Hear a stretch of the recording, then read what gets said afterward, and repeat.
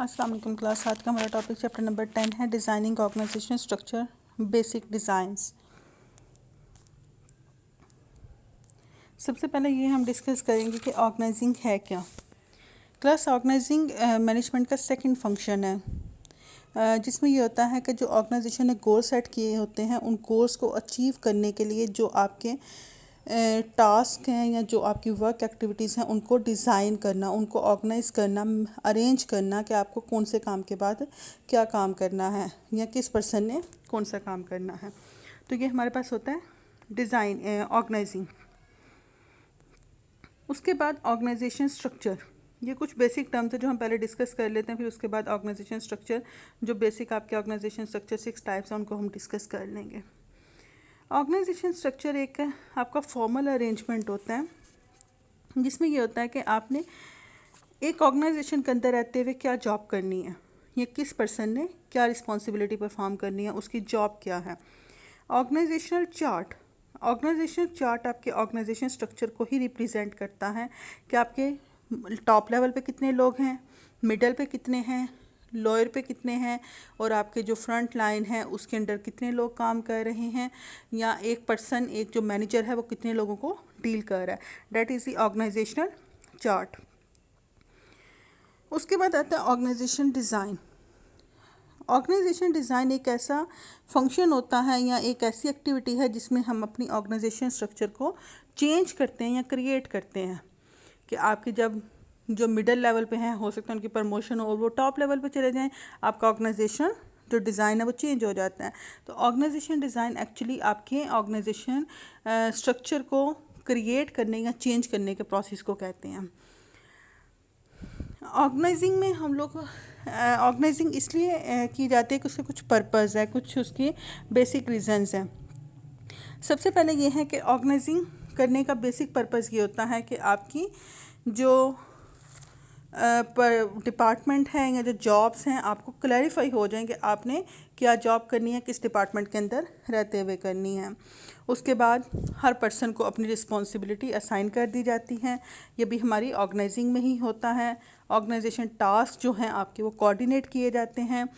उसके अलावा यूनिट्स में जॉब को डिवाइड किया जाता है। जो जॉब आपकी क्लस्टर्स में होती हैं उनमें उनको यूनिट्स में डिवाइड कर दिया जाता है। और जो आपके इंडिविजुअल्स हैं, ग्रुप्स हैं, पार्टीज़ हैं, मेंबर्स हैं, उनके दरमियान रिलेशनशिप को क्रिएट किया जाता है। लाइन ऑफ अथॉरिटी को क्रिएट किया जाता है। लाइन ऑफ अथॉरिटी हम नेक्स्ट जाके डिस्कस करते हैं। और उसके बाद जितने भी आपके ऑर्गेनाइजेशन रिसोर्सेज हैं, आइदर वो ह्यूमन रिसोर्सेज हैं, आइदर आपके फाइनेंशियल रिसोर्सेज हैं, या कोई भी आपके फिज़िकल रिसोर्सेज हैं, उन रिसोर्सेज को कैसे यूटिलाइज़ करना है, कैसे एलोकेट करना है, ये प्रोसेस हमारा ऑर्गेनाइजिंग में किया जाता है। Plus organisation design basically 6 types के होते हैं। पहला हमारे पास आता है वर्क स्पेशलाइजेशन। वर्क स्पेशलाइजेशन बहुत सिंपल और कॉमन है जो आजकल काफ़ी यूज़ हो रहा है। वर्क स्पेशलाइजेशन एक ऐसा डिज़ाइन है, ऑर्गेनाइजेशन डिज़ाइन एक ऐसा डिज़ाइन है जिसमें हम करते ये हैं कि जो आपकी ऑर्गेनाइजेशन के अंदर लोग काम कर रहे होते हैं वो जिस काम में स्पेशलाइज्ड होते हैं उनको वो काम असाइन कर दिया जाता है। जैसे यहाँ वो एक एग्जांपल दे रहा है कि एक फैक्ट्री है विल्सन स्पोर्टिंग गुड्स फैक्ट्री। उसके अंदर 150 वर्कर्स काम कर रहे हैं और उनको डेली टारगेट दिया जाता है कि आपने डेली इतने फुटबॉल्स जो हैं वो मैन्युफैक्चर करने हैं। अब जो उनको डेली टारगेट दिया जाता है उस टारगेट के अकॉर्डिंग हर पर्सन को अलग अलग ड्यूटी भी असाइन की जाती हैं। किसी ने जो फुटबॉल्स बनाने हैं, किसी ने उसकी मोल्डिंग करनी है, किसी ने स्टिचिंग, किसी ने स्यूइंग, किसी ने लेसिंग एंड सो फॉर्थ, कि आपके हर पर्सन को अलग अलग ड्यूटी असाइन कर दी जाती है। उससे ये होता है कि हर पर्सन अपने काम में एक्सपर्ट हो जाता है और वो काम, अगर वो न्यू कमर है तो उसको वो टाइम टेकिंग लगेगा। अगर हर पर्सन को अलग अलग काम भी साथ असाइन किया जाए, मतलब एक पर्सन को 2-4 काम इकट्ठे असाइन कर दिए जाएं तो वो डेफिनेटली उनमें से 1 या 2 काम ज़्यादा अच्छे से कर सकता है, बाकी वो उतनी अटेंशन से नहीं करेगा। तो वर्क स्पेशलाइजेशन में ये होता है कि आपके हर पर्सन को उसकी जो कंसंट्रेशन होती है उसके अकॉर्डिंग काम असाइन कर दिया जाता है। That is the work specialisation.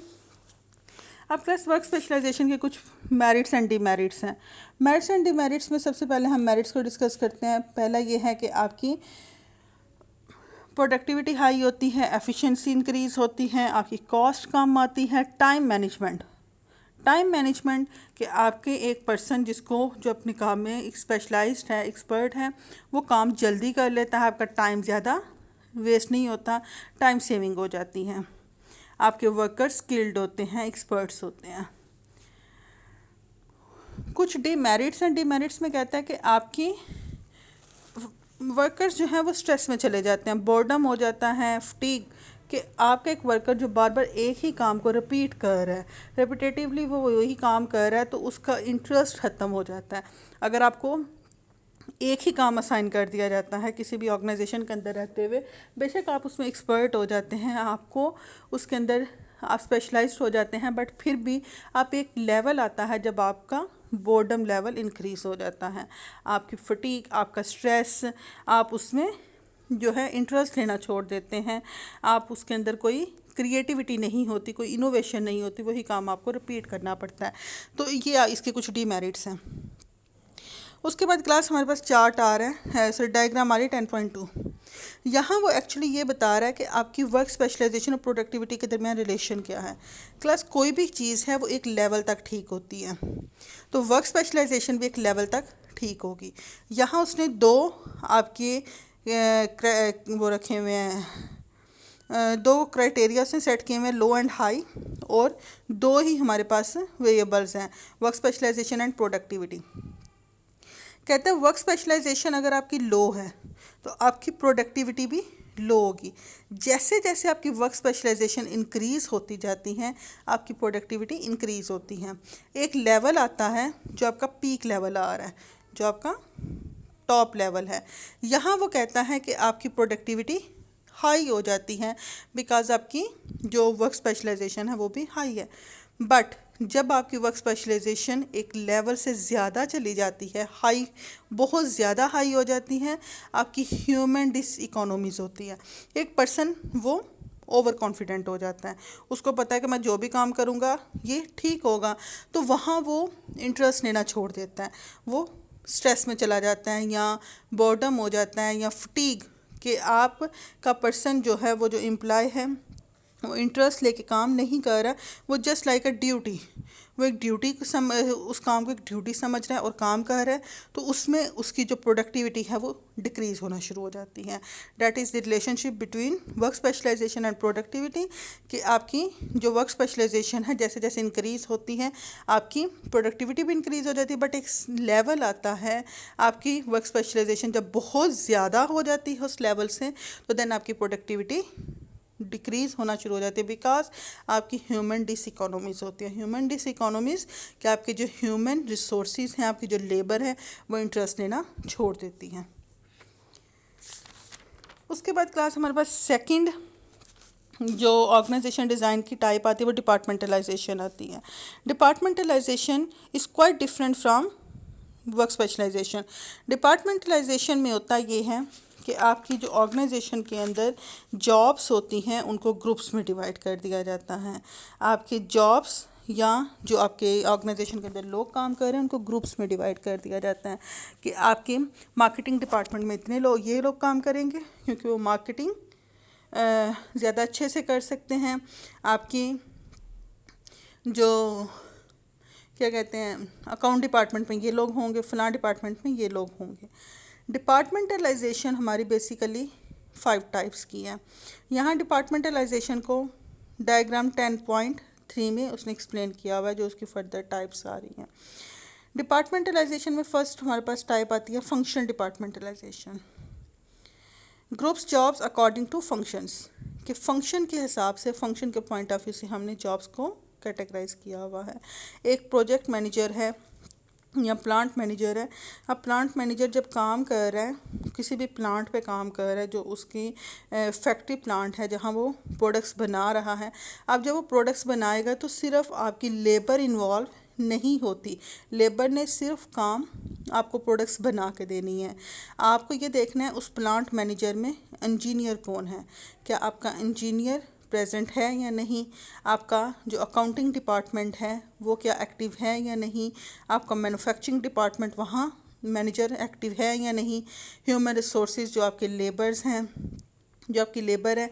उसके अलावा परचेजिंग डिपार्टमेंट क्या मटेरियल प्रॉपर्ली परचेज कर रही है या नहीं कर रही। तो यहाँ हमने एक प्रोडक्ट बनानी है फुटबॉल। अब फुटबॉल बनाने के लिए आपका प्लांट मैनेजर जो है ये 5 मैनेजर्स का एक डिपार्टमेंट बना देगा, एक ग्रुप बना देगा। ये पांचों मैनेजर अपने जो अंडर जो सबॉर्डिनेट्स काम कर रहे हैं उनके साथ मिलके आपके प्रोडक्ट को बनाएगा। प्लांट मैनेजर की जो है ये फंक्शन डिपार्टमेंटलाइजेशन की कुछ प्रोस एंड कॉन्स हैं।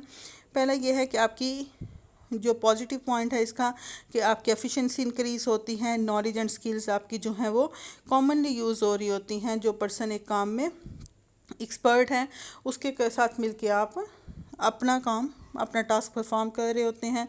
आपकी कोऑर्डिनेशन जो डिफरेंट फंक्शनल एरियाज़ होते हैं, डिफरेंट डिपार्टमेंट्स होते हैं, उनके साथ आपकी कोऑर्डिनेशन अच्छी हो जाती हैं।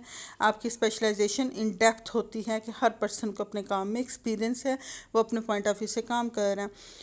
मगर इसके कुछ कॉन्स हैं या कुछ इसके डिमेरिट्स हैं।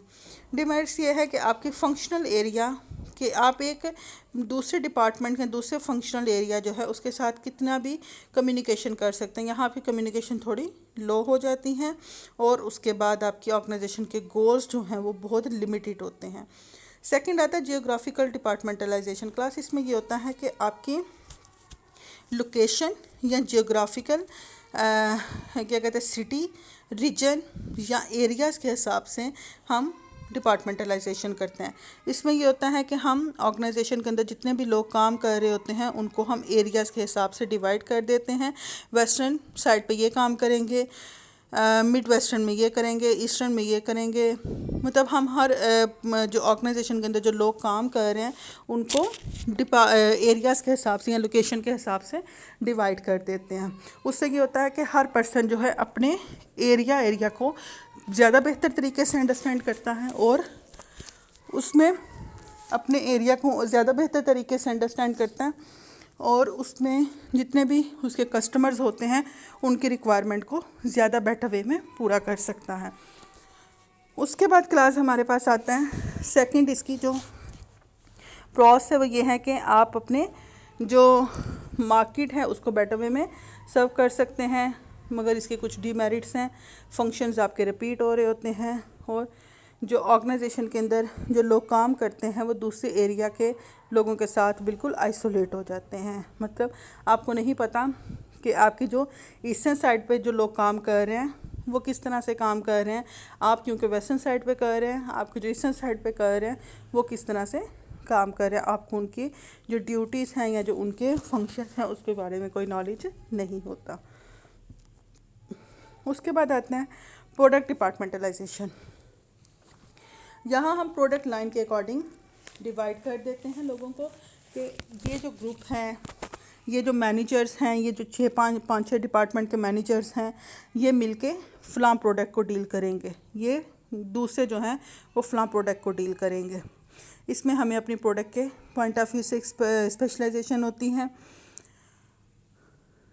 उसके बाद managers can become experts in their industry कि आपकी जो लेदर गारमेंट्स से में काम कर रहे हैं वो अपनी इंडस्ट्री में स्पेशलाइज्ड होंगे। जो इसमें फ़ुटबॉल इंडस्ट्री में काम कर रहे हैं, फुटबॉल प्रोडक्ट के साथ डीलिंग कर रहे हैं, वो अपनी इंडस्ट्री में ज़्यादा स्पेशलाइज्ड होंगे और कस्टमर से ज़्यादा क्लोज़ हो जाएंगे। फंक्शंस आपके यहाँ डुप्लीकेट होते हैं, रिपीटेटिव होते हैं। कस्टमर जो आपके एम्प्लॉयज़ हैं वो इसमें बोर हो सकते हैं। Limited view of organisation goals के आपके ऑर्गेनाइजेशन गोल्स बहुत छोटे हो जाते हैं। उसके बाद है प्रोसेस डिपार्टमेंटलाइजेशन कि हम एक ऑर्गेनाइजेशन के अंदर अगर ग्लव्स भी बन रहे हैं, एक ऑर्गेनाइजेशन के अंदर अगर जैकेट्स भी बन रही हैं। अब हम स्यूइंग डिपार्टमेंट को डेफिनेटली उसने ग्लव्स भी स्टिच करने हैं, उसने जैकेट्स भी स्टिच करनी है। हम जो स्टिचिंग डिपार्टमेंट होता है उसको ये दोनों प्रोडक्ट्स दे देते हैं। उसके बाद जो आपका लेसिंग डिपार्टमेंट होता है उसको भी दोनों प्रोडक्ट्स दे देते हैं। उसने सिर्फ इन दोनों की स्टिचिंग करनी है, एक ने सिर्फ मोल्डिंग करनी है। मतलब वो अपने अपने डिपार्टमेंट में ये फंक्शंस परफॉर्म करेंगे। उसके बाद लास्ट है कस्टमर डिपार्टमेंटलाइजेशन। कस्टमर्स की यूनिक जो हमारे पास सबसे यूनिक टाइप आती है वो कस्टमर डिपार्टमेंटलाइजेशन होती है कि हम कस्टमर्स को बहुत बेटर वे में सर्व कर रहे होते हैं कस्टमर्स को, कुछ रिटेल बेसिस पे, कुछ होलसेलर बेसिस पे, कुछ गवर्नमेंट अकाउंट बेसिस पे, कि आपको अगर एज अ रिटेलर कोई डील कर रहा है वो डिफरेंट वे में करेगा, अगर आपको एज अ होलसेलर कोई कर रहा है तो आपको वो डिफरेंट वे में करेगा कि आपकी प्रोडक्ट की प्राइसेस जो हैं वो डिफरेंट आपको ऑफ़र की जाएंगी। अच्छा क्लास, उसके बाद हमारे पास आता है chain of command, third type. Chain of command हमारा एक ऐसा फंक्शन होता है जिसमें हम ये देखते हैं कि एक जो मैनेजर हैं उसको कितने पर्सन्स ने, मतलब एक मैनेजर जो आपका अपर लेवल पे काम कर रहा है, ऑर्गेनाइजेशन के अपर लेवल पे काम कर रहा है, उसकी लाइन ऑफ अथॉरिटी कहाँ तक है, उसको कितने लोगों ने रिपोर्ट करना है। ऑर्गेनाइजेशन के अंदर जब भी कोई काम करता है तो वो डेफिनेटली स्वाई टॉप लेवल मैनेजमेंट के वो किसी न किसी पर्सन के अंडर काम कर रहे होते हैं। अंडर काम कर रहे होते हैं मतलब आपने किसी न किसी पर्सन को रिपोर्ट करना होता है। जब आप ऑर्गेनाइजेशन के अंदर काम करते हैं तो आपका फर्स्ट क्वेश्चन ये होता है, who do I report to, या मैंने किसको रिपोर्ट करना है। Who do I go to if I have a problem, कि मुझे अगर कोई प्रॉब्लम होती है तो मैंने किस पर्सन को इन्फॉर्म करना है, किस पर्सन के पास जाना है कि मैं प्रॉब्लम को सॉर्ट आउट कर सके। तो चेन ऑफ कमांड में हम जो ऑर्गेनाइजेशन के अंदर मैनेजर्स होते हैं उनकी जॉब्स के अकॉर्डिंग, उनके लेवल के अकॉर्डिंग उनको कुछ अथॉरिटी असाइन कर देते हैं कि उन्होंने ये काम करने हैं। यहाँ हम कुछ 3 टर्म्स हैं उनको पहले डिस्कस करेंगे, फिर आपको चेन ऑफ कमांड जो है वो ज़्यादा बेटर वे में समझ आ जाएगा। सबसे पहले हमारे पास आता है अथॉरिटी। अथॉरिटी क्लास एक ऐसा फंक्शन होता है, एक ऐसी एक्टिविटी होती है कि जो आपकी मैनेजरियल पोजीशन के साथ अटैच होती है। आपको राइट होता है कि आप फलां सबऑर्डिनेट्स जो आपके अंडर ये लोग काम कर रहे हैं, आप इनसे क्वेश्चन कर सकते हैं कि वो ये काम क्यों कर रहे हैं, ये काम क्यों ठीक नहीं कर रहे हैं, या इतने आपने गोल को अचीव क्यों नहीं किया। तो अथॉरिटी आपकी राइट को आपकी मैनेजरियल पोजीशन के साथ जो अटैच होता है, जब तक आप उस पोजीशन पे रहेंगे आपके पास वो राइट रहेगा। जैसे ही आपकी पोजीशन वो ख़त्म होगी आपका वो राइट भी ख़त्म हो जाएगा, आपकी वो पोजीशन के साथ अटैच होता है। अथॉरिटी से रेलिवेंट एक ऑथर ने व्यू पेश किया था, चेस्टर बॉर्नेट ने एक थ्योरी पेश की, रिप्रेजेंट की थी, जिसमें उसने कहा था कि acceptance theory of authority. Acceptance theory of authority के अकॉर्डिंग ये होता है कि आपका जो मैनेजर है, हम कहते हैं कि उसके साथ उसकी पोजीशन के साथ राइट है। जब तक उसके पास पोजीशन है वो राइट उसके पास मौजूद है कि लोगों से वो क्वेश्चन कर सकता है या लोगों को वो ड्यूटीज़ असाइन कर सकता है। मगर एक्सेप्टेंस थ्योरी ऑफ अथॉरिटी में होता है कि जब तक उसके सबऑर्डिनेट्स उसको एक्सेप्ट नहीं करेंगे, उसके राइट को एक्सेप्ट नहीं करेंगे, उसकी अथॉरिटी को एक्सेप्ट नहीं करेंगे, वो लोगों को मतलब डील नहीं कर सकता, लोगों को ऑर्डर नहीं कर सकता, या उनको क्या कहते हैं क्वेश्चन नहीं कर सकता कि वो ये काम क्यों कर रहे हैं, या उनको ऑर्डर प्लेस नहीं कर सकता। तो जो एक्सेप्टेंस थ्योरी ऑफ अथॉरिटी होती है वो सबऑर्डिनेट्स की विलिंगनेस को शो करती है। अगर आपके सबऑर्डिनेट्स विलिंग हैं आपको राइट देने के लिए कि आप उनसे क्वेश्चन करें, उनको ऑर्डर प्लेस करें, तो देन ही आप कर सकते हैं, अदरवाइज़ आप नहीं कर सकते। उसके बाद है कि हमारी जो अथॉरिटी है वो 2 टाइप्स की होती है, एक लाइन अथॉरिटी, एक staff authority. Class line authority ये होती है कि आप की जो मैनेजमेंट है, ऑर्गेनाइजेशन के अंदर जो मैनेजमेंट है वो top level management direct lower level management को, मतलब टॉप से लोअर लेवल मैनेजमेंट तक एक रिलेशन होता है कि आप लाइन टू लाइन उन्हें ऑर्डर प्लेस कर सकते हैं। आपका जो एम्प्लॉयर है एम्प्लॉय को ऑर्डर प्लेस कर सकता है, ऑर्डर दे सकता है, यहाँ हमारी सुपीरियरिटी अथॉरिटी आ जाती है। मगर जो स्टाफ अथॉरिटी होती है कि आपकी असिस्टेंस, आपकी लाइन अथॉरिटी की असिस्टेंस, कि आपकी जो प्रेसिडेंट है उसके साथ वाइस प्रेसिडेंट, अगर आपका कोई मैनेजर है उसका असिस्टेंट मैनेजर, कि अगर आप मैनेजर से एक एम्प्लॉय अगर मैनेजर से बात नहीं कर पा रहा, मैनेजर के पास टाइम नहीं है, तो आपका जो असिस्टेंट है वो आपकी बात सुन सकता है, मैनेजर असिस्टेंट मैनेजर जो है वो बात सुन सकता है। या अगर आप प्रोडक्शन डिपार्टमेंट में ग्लव्स बना रहे हैं तो प्रोडक्शन डिपार्टमेंट के लिए असिस्टेंट डिपार्टमेंट्स कौन कौन से होंगे? Human resources department, accounting department, purchasing department के जो उसको ग्लव्स बनाने में हेल्प आउट करेंगे। परचेजिंग रॉ मटेरियल परचेज करके देगा, ह्यूमन रिसोर्सेज लेबर देगा, अकाउंट डिपार्टमेंट उसको उसके अकाउंट्स को डील करेगा। मतलब डिफरेंट, आप ऑर्गेनाइजेशन के अंदर कोई भी इंडिपेंडेंटली काम नहीं कर सकता, आपको उसके लिए प्रॉपरली एक स्केड्यूल, एक स्ट्रक्चर बनाना होता है। यहाँ हमारे पास एक डायग्राम है 10.5। 10.5 में line authority and staff authority को रिप्रेजेंट कर रहा है। क्लास जो डॉटेड लाइन है वो स्टाफ अथॉरिटी है और जो प्लेन लाइन है वो लाइन अथॉरिटी है। लाइन अथॉरिटी आपकी टॉप टू लोअर आती है। एग्जेक्टिव डायरेक्टर ने डायरेक्शन किसको देनी है? आपके डायरेक्टर ऑफ ऑपरेशंस को। डायरेक्टर ऑफ ऑपरेशंस यूनिट 1 और यूनिट 2 के मैनेजर को डायरेक्शन दे दी। अब देखें जो डॉटेड लाइन है वो ये है, एग्जेक्टिव डायरेक्टर के साथ उसका असिस्टेंट है। अगर आप उससे नहीं डील कर सकते तो असिस्टेंट आपको डील करेगा। इसी तरह डायरेक्टर ऑफ ऑपरेशंस के साथ director of human resources, director of purchasing, other directors. और इसी तरह से आपके जो ऑपरेशंस हैं उसमें ह्यूमन रिसोर्सेज भी आ रहा है, परचेजिंग भी आ रहा है कि इंडिपेंडेंटली आप काम नहीं कर सकते, आपके साथ स्टाफ अथॉरिटी अटैच होती है। सेकंड हमारे पास टर्म आती है responsibility. Responsibility is just like an obligation कि आपकी जब आपके पास अथॉरिटी है तो अथॉरिटी आप तभी ले सकते हैं जब आप किसी रिस्पॉन्सिबिलिटी को एक्सेप्ट करते हैं। उसके बाद आता है unity of command. Unity of command होता है कि आपकी ऑर्गेनाइजेशन के अंदर जो है जितने भी एम्प्लॉयज़ हैं वो सिर्फ एक मैनेजर को रिपोर्ट करेंगे। ये नहीं कि आपने फ़लाँ मैनेजर को भी करना है, जाकर फ़लाँ को भी करना है। अगर आपने काम कंप्लीट कर लिया आप फ़लाँ को भी रिपोर्ट करें, फ़लाँ को भी करें, आपने सिर्फ एक मैनेजर को रिपोर्ट करना होता है। उसके बाद आता है span of control. Plus span of control हमारे पास फोर्थ ऑर्गेनाइजेशन डिज़ाइन है। स्पैन ऑफ कंट्रोल है कि ऑर्गेनाइजेशन के अंदर जितने भी लोग काम कर रहे होते हैं एज अ मैनेजर, उन्होंने एट अ टाइम कितने एम्प्लॉयज़ को डील करना है। The number of employees a manager can efficiently and effectively manage, कि कितने ऑर्गेनाइजेशन के अंदर मैनेजर्स हैं और हर मैनेजर कितने एम्प्लॉयज़ को at a time properly, efficiently and effectively deal कर सकता है।